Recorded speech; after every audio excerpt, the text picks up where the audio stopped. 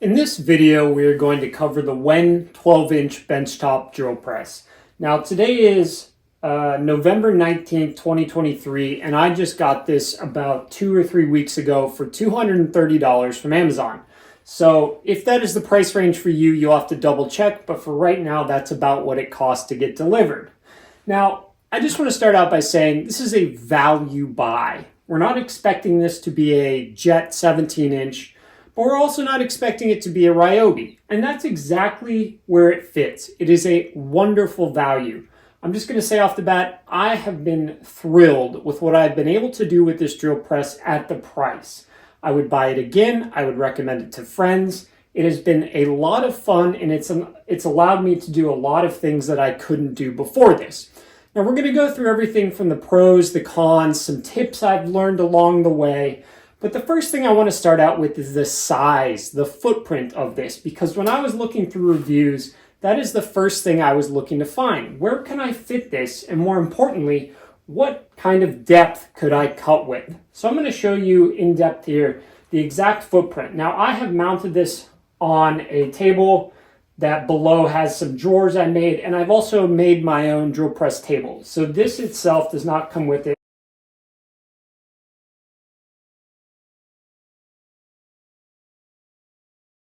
So the first thing we're going to cover is the size. Now, for reference, I'm about 6 feet tall. I've mounted this on a table that is 31 inches tall.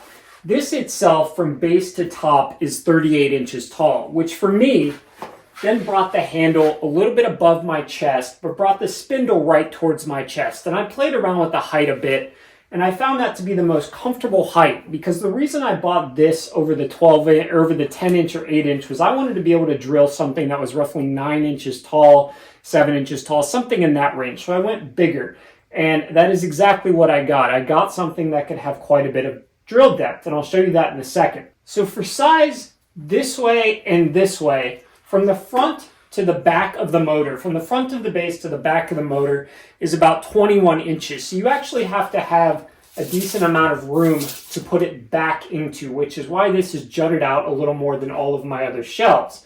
This table itself is 24 inches. So this whole space for me to get this in here is about 26 this way, because my table comes out a bit in the front, and a little over 2 feet that way. So if you're looking for a size as to what space to put it in, 26 by 24 is about what fit. And then this is up to 38 inches above my 31-inch table, and I'm at 6 foot. Now, using those sizes, I think it's most important when you get this to really think about where you want the handle and the spindle. I wanted to be able to have my hand at an average height where I could apply good downward pressure and pull this down. I didn't want to be reaching one way or the other unless I was making a very tall cut. However, with the fence, you can also clamp things on, but sometimes you don't want to go through all the process of clamping. So spend some time really thinking about the height of this to make it most comfortable when you're drilling, especially if you're going to be doing a lot of holes at a time. This drill itself is about 80 pounds, and a lot of that is in this motor. So what I suggest doing, and what I did that worked out well, was assembling the back and the base here, the pole that stands on the base, put that where you want it, and then lift the motor on top. This is actually incredibly easy to assemble, but it is top heavy. So you want to be able to get the motor on the top. I had to get a stool out, and it was a bit of a pain. Totally fine though. And obviously don't put any of this on, these handles on, until you've mounted it. So let's get into the pros of this drill press, because this drill press has won me over for the price. And that is the first thing, the price. $230 for a pretty good drill press is a great level to be able to get into. It's accessible to a lot of people. Now, I think there is an argument, if you are doing mostly small stuff, that you may only want to go with the 8 and the 10-inch. But I wanted to make sure I had all the ability to cut the height. I didn't want to spend less and wish I'd gotten more later. One of the big pros of this is cast iron. The table underneath is cast iron, and other parts of this are either thick steel or cast iron. It's very solidly built. The next major pro for this is this variable speed lever. This allows you to use the drill press with different bits, all of which require different speeds for the most part, without having to open the top and manually switch the belt. A lot of drill presses require you to manually switch the belt, mostly old ones, and then, plenty of floor standing models, but this was a big thing for me. Now, I'll go over this in my tips later, But when I first got this thing was like, I thought it was stuck, just permanently stuck. And to get it moving at first, I had to really give it some force. Now, you don't move this without the drill press on, so I can't show you, but that belt is pretty tight at first. So if it feels like this thing is just stuck on there like crazy, turn it on with the drill bit in, of course, and just give it a little pull and it will eventually move. Now, it's still got a decent amount of force on it because the belt is obviously tensioned that way. It uses two pulleys that go back and forth to stretch the belt tension to change the speed. It's not on multiple sized pulleys. Now, the variable speed has a readout right here. And one of the nice things about this is it goes from 540 RPMs to 3,200, something like that. It's a good range. However, it's not the ideal range for really large bits. Now, I've seen plenty of people in videos run really large bits in this thing, but in the idealistic world, a large 1.5 inch Forstner bit, something like that, would be run below 500. However, I'll show you now that you can see the speed change. We'll turn it on.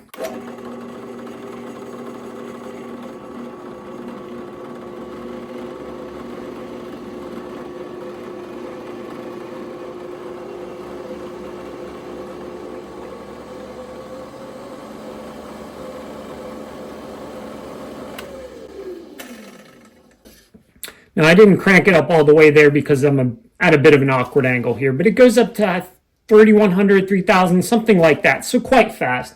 Fast enough for almost any bits you'll need. I have a drill press speed chart that's got every drill bit imaginable, which we'll talk about later. None of them require above 3,000 RPM. So again, the slow end is pretty good. I've seen people get away with every size bit doing that, but in an ideal world, it would be below 540. But I'm assuming, that's one of the trade-offs for engineering reasons. They probably weren't able to make the mechanism in here go down to 200, 250.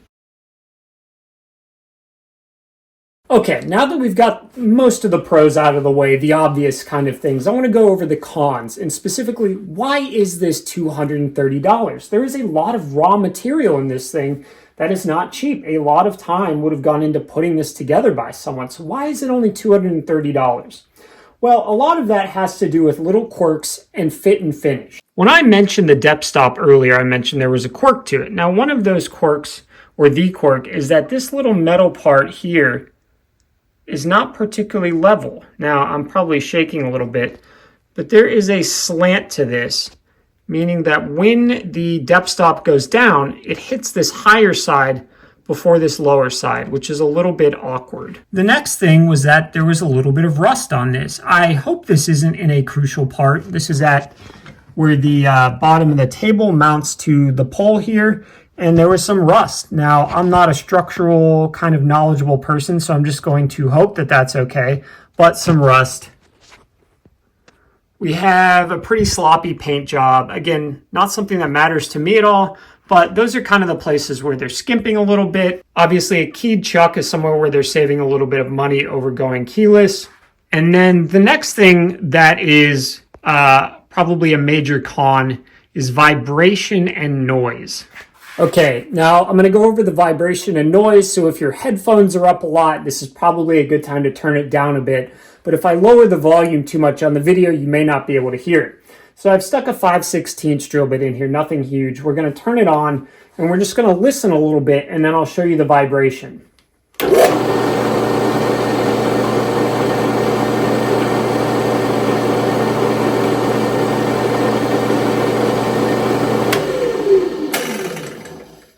Okay, so one important thing for me with tools is to be able to balance a nickel. It did that, and that's why I'm still very happy with this.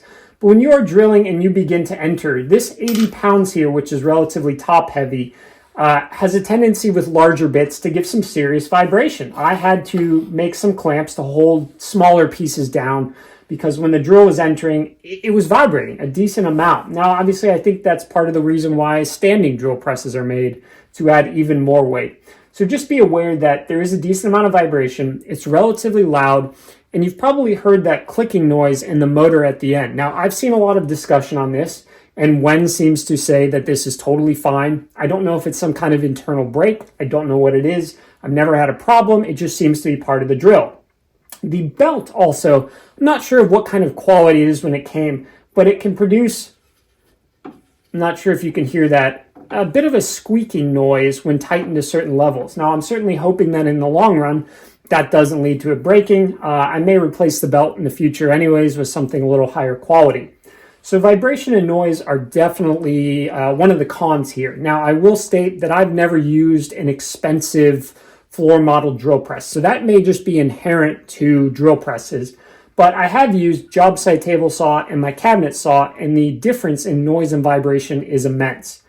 So if you're going to be doing highly detailed drilling, which again, this probably isn't the right drill, but maybe you can pull it off, the vibration could be a bit of a problem for you. I've never had it make a problem with the actual hole itself. When the bit goes in and it's cutting through, it's still cutting well, but holding it in place free-handed is a little bit tricky when you're going into something larger. So entering the cut can be a little tricky with a larger bit and a smaller item. Now, along with this vibration, I've happened once or twice, these handles have vibrated out a bit, and I've started hearing a weird rattling noise and wasn't sure what it was, but it was the back handle on this that had vibrated out a bit. So you know, there is vibration to this, enough that if you don't have these tightened in really well, they can shake out. For a lot of people, the keyed chuck is going to be a con. I don't really care, though. Again, if I get some money sometime, I will probably buy a keyless, but I want to make sure it's a keyless that is an upgrade. I don't want to just be replacing like for like in quality and spending $30. That seems like a waste to me. So if you are a bit annoyed by having to take the time to do this every time, that's going to be something you'll want to upgrade. And it does take a little bit of force to break this loose. And these are kind of awkward in where the pressure is. And if you're doing a lot of changing, this thing can eat into your palm a little bit. It's a little bit annoying, but not a deal breaker in any way. But there's a reason they sell keyless chucks. Now, the next thing I want to go over when going on to why this drill is not super expensive in terms of fit and finish is also assembly. When I bought this bar right here that the entire raising and lowering mechanism mounts on was really loose, and the whole thing was rattling, and it was really giving me a hard time, and I just kind of thought I'd gotten one that wasn't great. Well, it turns out there's a little set screw here, and this one right here just wasn't tight. So if you're having that problem and this thing seems loose, I was ready to epoxy it down if I had to, but I kind of realized this was here, and this just needed to be slid down a bit, and this now doesn't move at all. Now, another fit and finish thing this is your handle for locking and raising the table right here. Now, the edges on this are actually quite sharp. I had to take a file and file them down because when I was grabbing this, I wasn't quite cutting myself, but these were very pointy. So again, these are minor things that a more expensive drill press probably has taken care of, but for $230, you have to address yourself. All right, we're now going to go into the tips section, but this is the first thing I wanted to start with, in that I have learned over the past few weeks that drill bit quality is so important. It matters a lot. When I first got this, I really needed to drill some 1/4-inch holes and was spent a ton of money. So I bought a set of DeWalt brad point bits, and after not being particularly enthused with the 1/4-inch bit there in terms of how consistent and close to exactly a 1/4-inch it was when it drilled, I then went and bought an WEN Forstner bit. Better, significantly better, but still not perfect. And so then I went out and I said, you know what? I've heard people mention fish drill bits a ton, and I recommended these in a recent Christmas video. And then I also went and got a Freud Diablo Forstner bit. And the difference between these two and these two is night and day. I don't think I will ever use these two again on any project that requires high precision.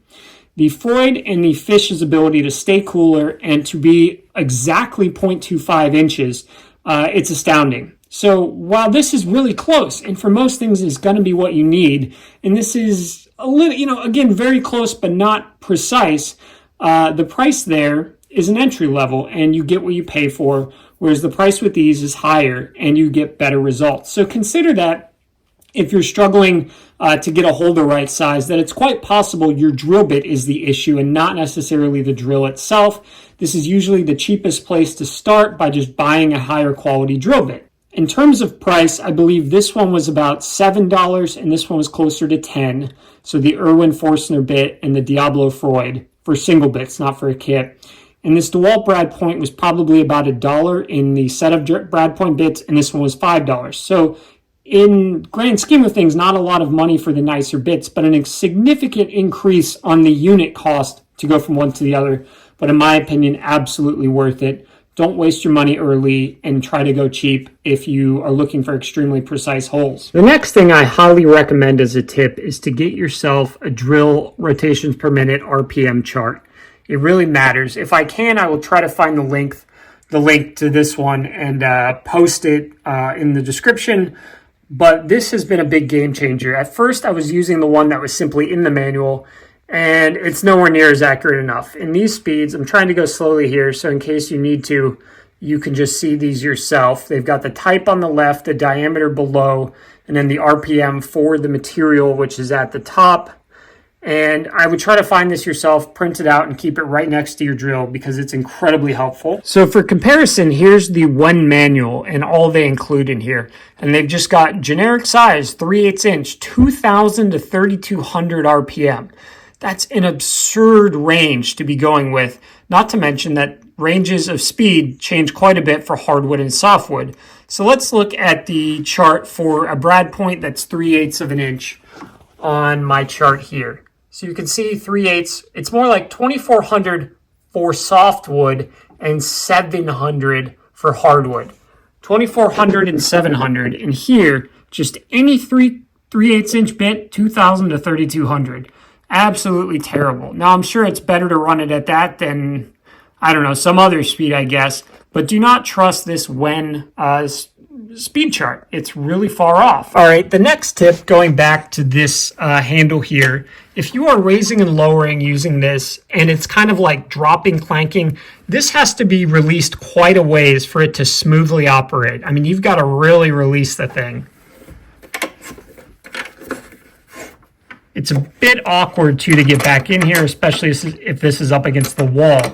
But I've gone quite a ways here, and you'll actually get some pretty smooth raising and lowering, no noise there. But if this thing's tighter, it'll kind of drop, and struggle to go up. So if you're struggling to get this smoothly, loosen this. It's probably too tight. Now, of course, the raising and lowering also doesn't keep the drill table, press table centered.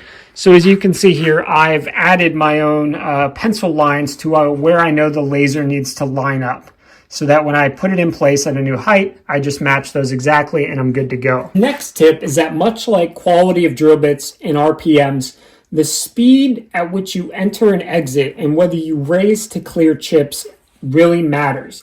Along with dust collection, the next biggest problem is getting the chips out of the hole. Now, a lot of bits have flutes, which makes that natural for them, though they're not perfect. But things like Forstner bits do not. And so raising and lowering this as you go is really important for a bit that doesn't automatically clear. And the entrance to your piece, when you're going down for the first entrance, especially if you're using something like a brad point, a twist, a Forstner, and you've got a marked hole, you really need to just kiss that thing as it goes in and then engage. And the slower you go, in my opinion, gets a nicer cut quality. However, there is a balance between too slow. We don't want the drill bit to heat up. Heat is the enemy of sharpness. So a nice, consistent, controlled feed rate down makes a big difference. If you start shoving this thing down, the vibration will get crazy, your drill bit's going to heat up, and the quality and life of that edge on your drill bit is going to go down. Now, this took some practice for me. With a hand drill, a lot of people, you just go at it. There is no RPM chart. You're just going at it for most drill bits on there. But with the drill press, there is a lot to the speed and control that affects your cut quality. If you start going too fast and you've got a thin little bit in there, there's a good chance it's going to snap off. So always wear eye protection as well with this. Now, if you are going to be adjusting the laser, one thing I suggest if you have got a table is take a brad point bit with the tiniest little hole brad point on it and put it in there, turn the drill on, make a mark, and then that will be where you center the lasers on. Now, the lasers are a little weird, so we're going to take a look at them right now. And to be honest, I'm still not sure if I did it the correct way, but what I did helped them out. So you're going to want to refer to the manual for this, but basically these little set screws right here control the laser, locking it and loosening it. And then I just kind of had to play around with the thing and moved it. And eventually you'll notice which direction goes which way and how far.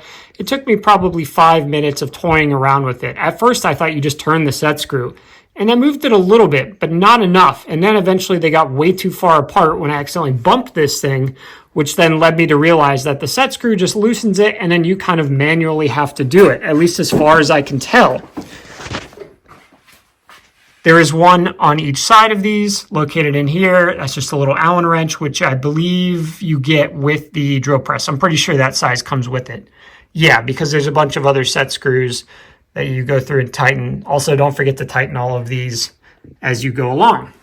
So if your laser is off, take the time early on to do the adjustment, because eventually there's going to be a time where you're going quick and you're just like, I just want to do the laser. I don't want to have to look at this thing. And if you know that your laser is dead on, it's going to work. Now, what I will say is that when you use a fence, that can interfere with the laser. So depending upon the size of your workpiece, how high, and the fence, the laser may end up actually not being useful for you at all, but it's very useful for me. Okay, the next tip is that you're going to want to mount this thing to something. It's a little too heavy, in my opinion, to be regularly lifting and moving. So if you're hoping to kind of set this in a corner when you're not using it, make sure your back is good enough or you're young enough to take 80 pounds and put it wherever you want whenever you need it. It's not light, it's an awkward weight, and if you're going to do that, definitely remove the head each time you move it. But I would just highly recommend bolting it down to something that's got decent weight into it. It gives you a great chance to build some drawers, toy around with some drawers. And we all love to make shop furniture, so toy around with some drawers, and you get to build some drill bit storage, you get to have fun with that, and it adds weight, which is very important for vibration. Now, with the depth stop, you can build or buy setup blocks. These are all been cut precisely with the calipers to be exactly the right size as to what they're labeled as.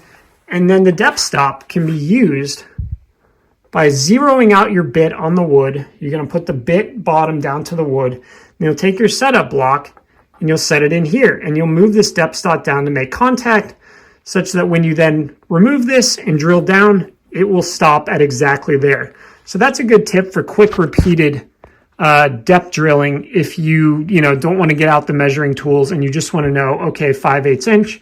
You can buy setup blocks for pretty cheap, but I just made my own. The next tip is that when you get this chuck is not installed, and there's a taper metal piece into it also that's not installed. Now, having never used a drill press before, my first thought was, oh, where do I screw this thing in?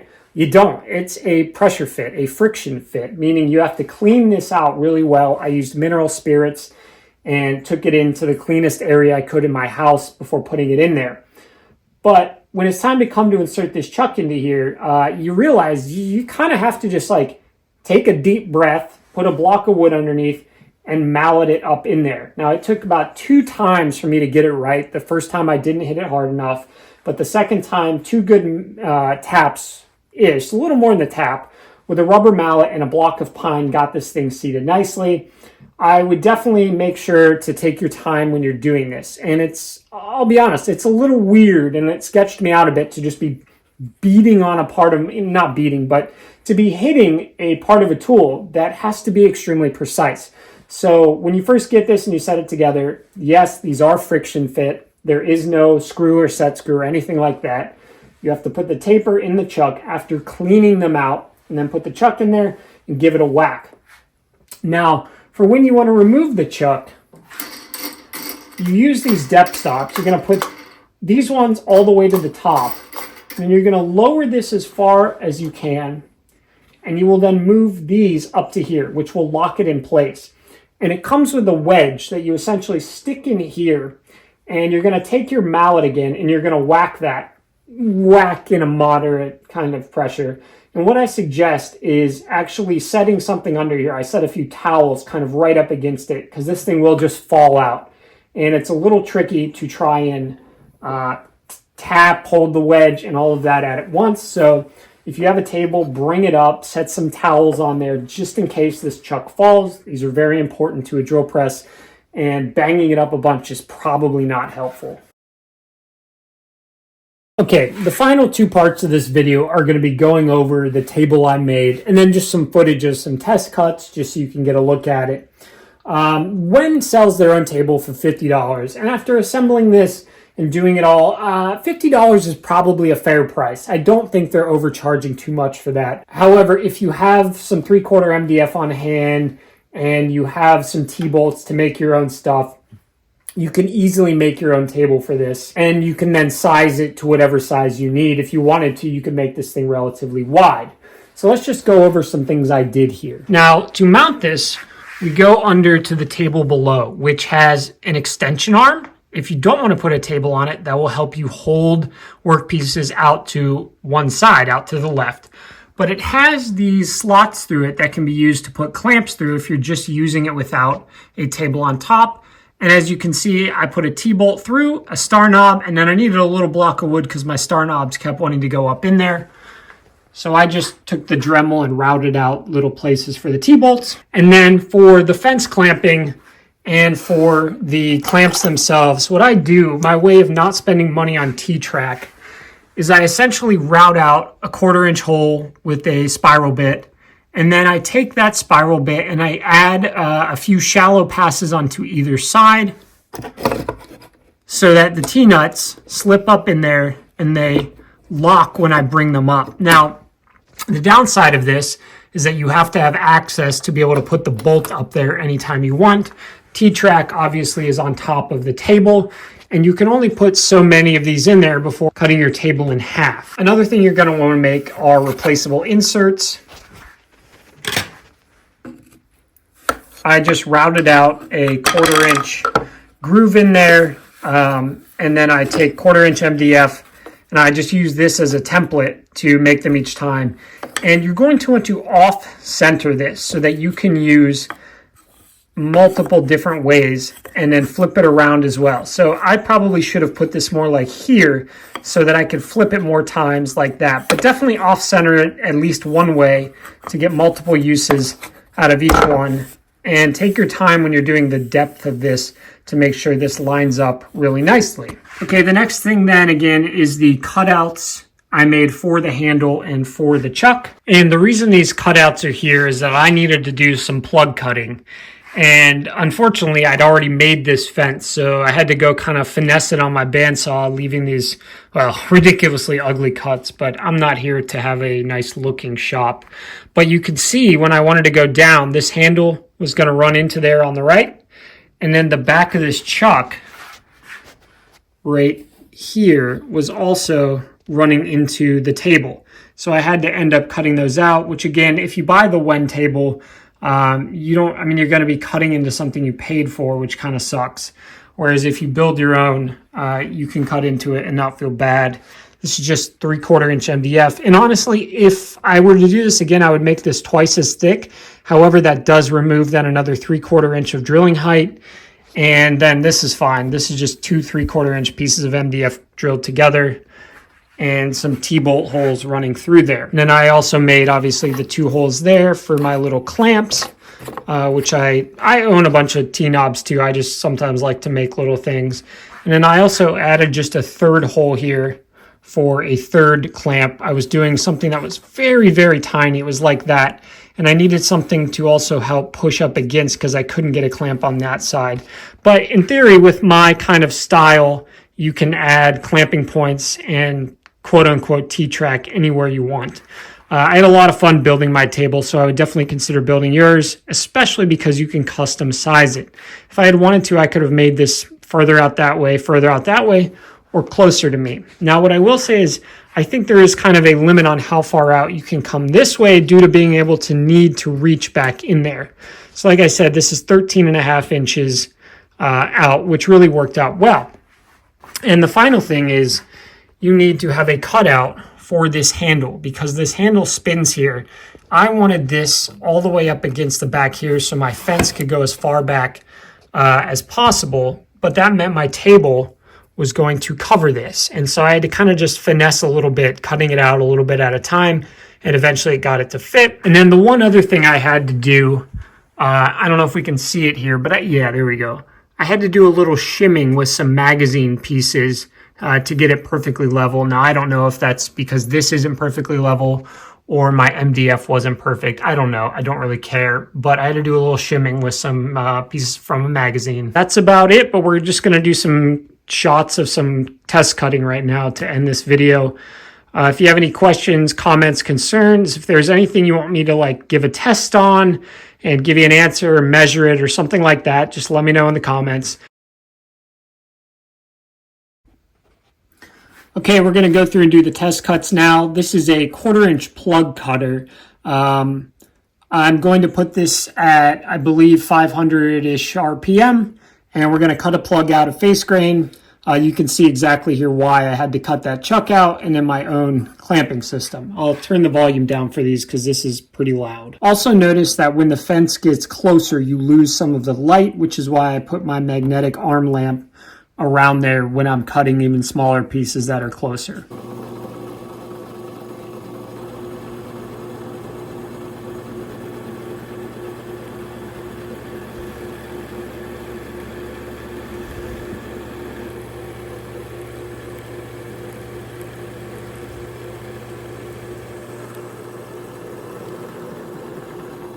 You also would normally have my vacuum here to pull that away, but I was just kind of blowing at it to get it to move. But as you can see, nice clean cut.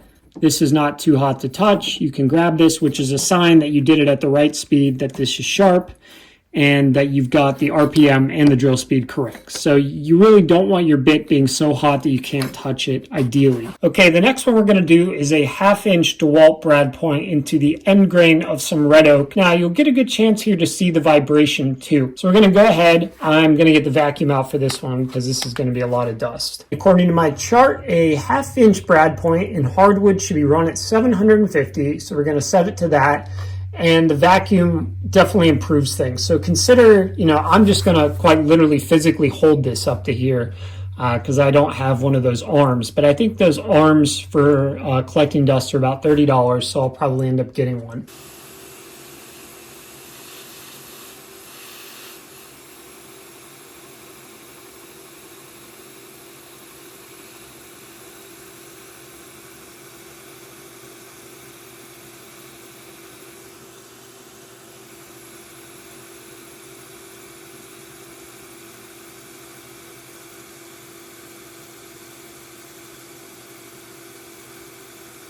Okay, so what you saw there was the full depth the drill would allow me to go with a 1/2-inch bit into the end grain of some red oak, so a very hard wood. Yeah, not too bad at all. I can grab that, which means I went at a good speed. My dust collection was pretty good. If this is too hot to grab, you're probably not clearing it enough. You can see that a few times I brought it up to get any extra chips, and that just gives the bit a few seconds to cool down. Now, one of the tricky parts with deeper cuts is that you have to remember your hand position when you start. And the very first time you saw me pull that up, I realized that I'd gone with the closest one, which isn't anywhere near enough depth. So you have to start behind, which is why there are numerous of these to allow you to get a full depth of cut as you're going. It took, see, almost a whole rotation of this bottom one. Well, about 2/3 of a rotation of this bottom one to go all the way depth-wise with that. So when you're doing deep drilling, make sure you clear. You could see even with the vacuum when I pulled out, there were still some chips that were still in there. And make sure you have your hand on the right lever when you go around so that you're not fumbling in the middle. And if you do need to switch, pull the bit out. If it's clamped well, that hole will be in the exact same spot, and then go down again. Don't try to do it mid-drill to switch your hands. Always make sure to pull this safety key out when you're switching drill bits. You're probably going to forget, but try really hard to remember, because if you're ever grabbing this thing and this turns on, it's going to be a real nasty time. All right, we're going to go to the total opposite end of the spectrum now, and we're going to do a 1/16 bit through the red oak. I'm going to go in a bit of a knotty area here to just show the power and whatnot through knots. Now for this bit, it's a twist bit for 1/16. We're going to go way up to 3,000 RPM.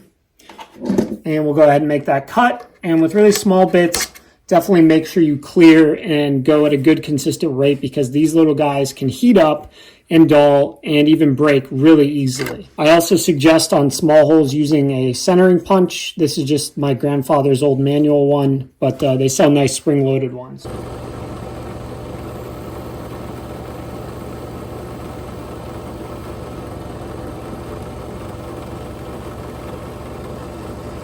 Now, I can already tell I went too fast on that because there's some caked in material there. Ideally, if you're at the right speed and you're clearing it enough, you shouldn't get material caked in there, because if you are, that means it's heating up, it's going really fast, and it's compacting the wood dust into the drill bit. So I went a little too fast, but again, really easy cut through that knotted area.